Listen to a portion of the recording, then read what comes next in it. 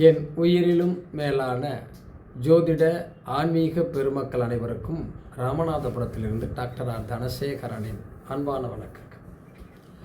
உலகெங்கும் இருந்து இந்த வள்ளிடி ஜோதிடம் யூடியூப்பை பார்த்து கொண்டிருக்கக்கூடிய என் இனிய தமிழ் நெஞ்சங்களே, உங்கள் அனைவருடைய இல்லங்களிலும் மகிழ்ச்சியும் சந்தோஷமும் பெருகட்டும், அன்பும் ஆனந்தமும் நிலைத்திருக்கட்டும். இந்த அற்புதமான தருணத்தில் உங்களோடு பயணிப்பதில் பெருமகிழ்ச்சி அடைகின்றேன். நிறைய பேர் நான் பல நேரங்களில் பல பேரை சந்தித்து பேசியிருக்கேன். நிறைய நண்பர்கள் நம்மளுடைய ஜாதகம் பார்க்க வரும்போது அவங்களுடைய கேள்விகளையும் நான் உன்னிப்பாக கவனிச்சிருக்கேன். இந்த கேள்விகள் எதை நோக்கி இருக்கிறது, எது சம்பந்தமான கேள்விகளை கேட்குறாங்க அப்படின்னா, முதல்ல தன்னுடைய பொருளாதாரம் தானே சார் வாழ்வாதாரம். ஒரு காவல்துறையில் பெரிய பொறுப்பில் இருக்காங்க, அல்லது வருவாய்த்துறையில் ஒரு பெரிய பொறுப்பில் இருக்காங்க, அல்லது அரசு வேலையில் ஒரு பெரிய அதிகாரியாக இருக்காங்க. அவர்களும் பொருளாதார நெருக்கடியில் கஷ்டப்படுறாங்க. அவங்க சொல்லுகிற வார்த்தை என்ன அப்படின்னா, நேர்மையாக வாழ வேண்டும் என நினைக்கிறேன், இதுவரை நேர்மையாக வாழ்ந்து கொண்டிருக்கிறேன். இந்த ஒரு வார்த்தை தான் சார் அவங்ககிட்ட இருந்து வர்ற விஷயம்.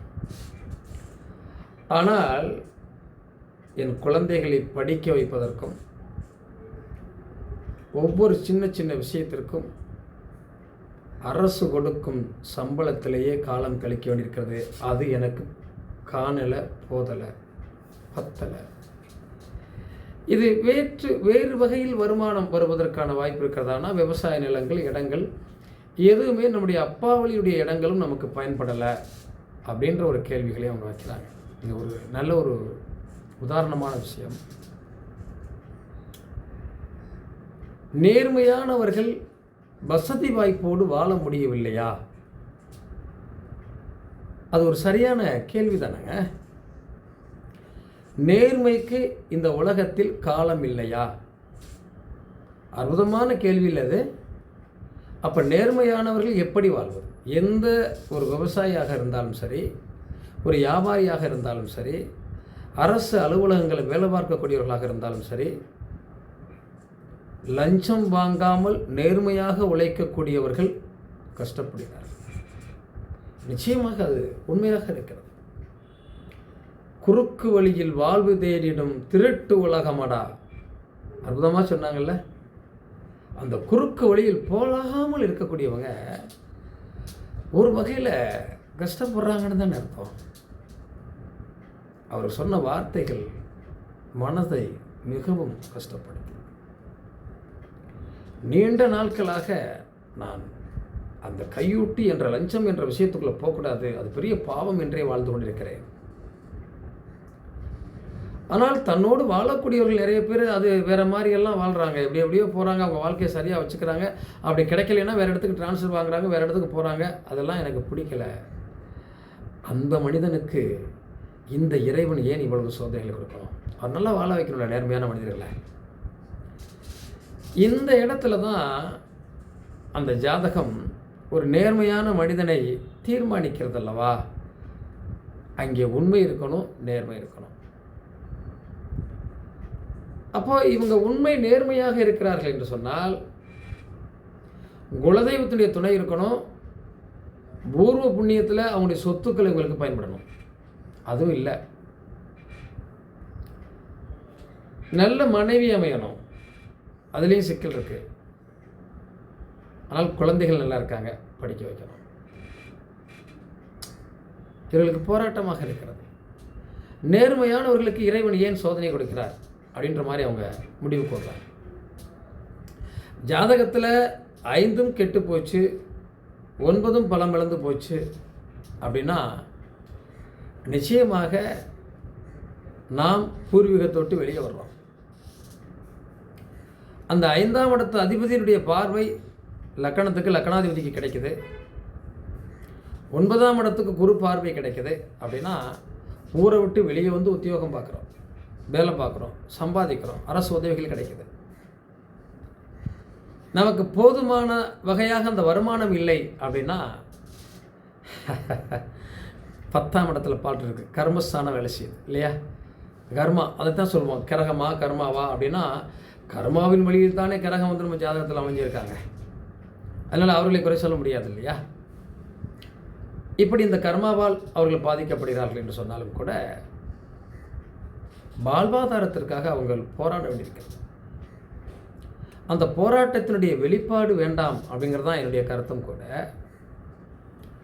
இந்த இடத்துல நாம் யோசிக்க வேண்டியிருக்கிறது.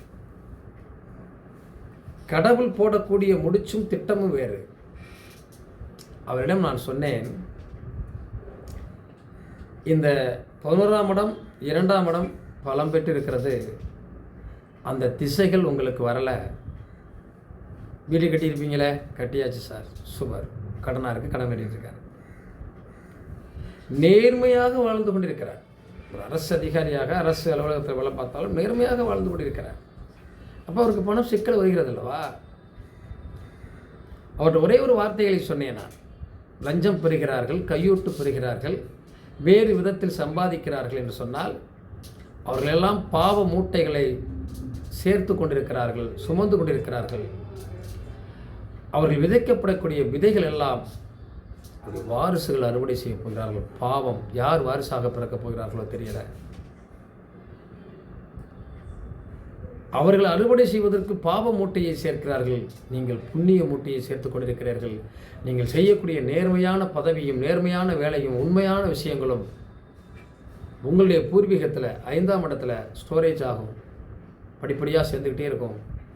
அந்த சுகபோகத்தை, அந்த பாக்கியத்தை, அந்த மகிழ்ச்சியை, அந்த சந்தோஷத்தை உங்களுடைய வாரிசுகள் அனுபவிக்கும்னு. அப்படியே முழு கொட்டி அழுதுட்டார். சார், எனக்கு அது போதும் சார். எவ்வளோ பெரிய மனுஷன், ஒரு வெகுளித்தனமான மனிதன். எனக்கு ஒன்றுமே வேணாம் சார் இந்த வாழ்க்கையில். நான் இப்படியே கஷ்டப்பட்டு போகிறேன். என் குழந்தைகள், என் குழந்தையோட குழந்தைகள் மகிழ்ச்சியாக வாழ்ந்தால் இந்த உலகத்தில் யாராவது சொல்லுவாங்க, அவங்க தாத்தா பாட்டன் என்ன புண்ணியம் செஞ்சாங்களோ நீ சந்தோஷமாக இருக்காங்க. அந்த வார்த்தை எனக்கு பிறகும் என் காலத்திற்கு பிறகும் கிடைக்கும் என்றால் இன்னும் எத்தனை ஆண்டுகள் வேண்டுமானாலும் சரி, என் ஆயுள் முழுவதும் உண்மையாக நேர்மையாக உழைக்க தயாராக இருக்கிறேன். அற்புதமான அறிகளாச்சே. ஆனால் இந்த மனுஷனுக்கு இந்த ஜனனத்திலேயே பணக்காரனாக வாழ்ந்துடணுங்கள, அந்த ஒரு அமைப்பு வரணும்ல, அது கிடைக்குமா அப்படின்னு பார்க்கிற போது இந்த 11ஆம் இடம் 2ஆம் இடம் என்றும் ரெண்டும் இணைந்திருக்கிறது. அந்த திசா புத்திகள் இன்னும் ஒரு 3 ஆண்டுகள் வரப்போகிறது. இந்த 3 ஆண்டுகளில் அந்த 5ஆம் இடத்தினுடைய பார்வை பெற்றிருப்பதனால, குருவினுடைய பார்வையும் கிடைத்திருப்பதனால குழந்தைகள் மிகப்பெரிய உத்தியோகத்திற்கு போய் மிகப்பெரிய லட்சக்கணக்கான சம்பாதித்து சம்பாதிக்க போகிறான். உங்கள் வாழ்க்கையில் வறுமை நீங்கும், பெரிய பணக்காரனாக போயிடுங்க, நிறைய சொத்துக்கள் வாங்க போகிறீங்கன்னு சொன்னதுக்கப்புறம் நிச்சயமாக அது எனக்கு நம்பிக்கை இருக்கிறது. என் பையன் படிச்சுட்டு இருக்கான், அவன் பெரிய பதவிக்கு போவாங்கிற நம்பிக்கை இருக்குது. அவன் படிக்கிற படிப்பு அப்படி, எனக்கு ரொம்ப சந்தோஷம் ஐயா, இதை நான் எதிர்பார்த்தேன் அப்படின்னாரு. இப்போ ஒவ்வொரு மனிதனுக்குள்ளேயும் இருக்கக்கூடிய வலியும் வேதனையும் ரொம்ப பலமாக இருக்கும். நம்ம ஒருத்தருக்கும் தெரியாது. அவரவர்களுக்குள்ளே இருக்கக்கூடிய பிரச்சனையும் வலியும் வேதனையும் அவங்களுக்கு தான் தெரியும். மற்றவங்கள்ட்ட நம்ம சொன்னாலும் புரியாதுல்ல. இந்த வார்த்தைகள் சரியாகத்தான் இருக்கிறது. ஏன்னா அதுக்கு முன்னாடி இதெல்லாம் நடந்துச்சா, உங்கள் மனைவிக்கு இது நடந்துச்சா, உங்களுக்கு திருமண வாழ்க்கையில் எப்படி நடந்ததா, நீங்கள் வீடு கட்டும்போது இந்த பிரச்சனை வந்துச்சா, அந்த வீட்டில் இருக்க முடியாத சூழ்நிலை வந்துச்சா, வீட்டுக்கு முன்னாடி இந்த மாதிரி செப்டி டேங்க் போட்டு வச்சுருக்கீங்களா, அதில் இருக்க முடியாது, வேறு வாடகை வீட்டில் இருக்கலாம்னா அதெல்லாம் உண்மைன்னாரு. அதெல்லாம் உண்மை சார், அந்த வீட்டை மாற்றி கொடுங்க. அப்போ இனி நடக்க போகிறதை சொல்லுகிற போதும் அதுவும் உண்மையாக தானே இருக்கும். அதில் ஒரு நம்பிக்கை பிறக்கிறேன். முன்னால் இதுவெல்லாம் நடந்திருக்கிறது என்று சொல்லுகிற போது இனி இதெல்லாம் நடக்கப் போகிறது என்று சொல்லுகிற போதும் எனக்கு உண்மையாகத்தான் இருக்கிறது. நிச்சயமாக எனது பிள்ளைகளுடைய காலத்தில் அது மாறினால் சந்தோஷங்க. நான் ஒரு 3, 4, 6 வருஷம் 7 வருஷத்துக்குள்ள ரிட்டையர் ஆயிடுவேன் அப்படிங்கிற வார்த்தையை அவர் சொல்கிறார். நேர்மையாக வாழக்கூடிய, எந்த கரையும் படாமல் வாழக்கூடியவர்களுக்கு சோதனைகள் இருக்குது. ஆனால் அவர்களுடைய பாக்கியஸ்தானத்தில் ஸ்டோரேஜில் புண்ணியங்கள் சேர்க்கப்படுகிறது.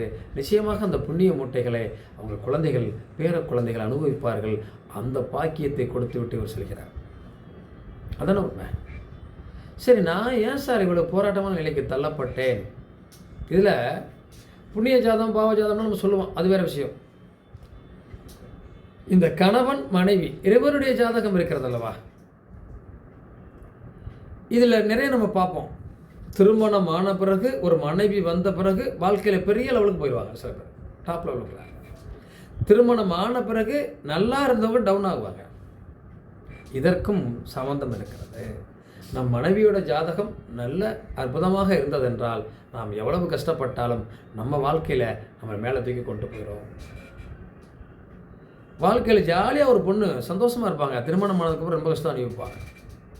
அப்போ கணவனுடைய ஜாதகம் ரொம்ப டவுனாக இருந்ததென்றால் திருமணத்துக்கு அப்புறம் அவங்க நிறைய பெரிய பிரச்சனைகளை சந்திக்கிறாங்க. ஜாதகம் முடிவு செய்கிறது.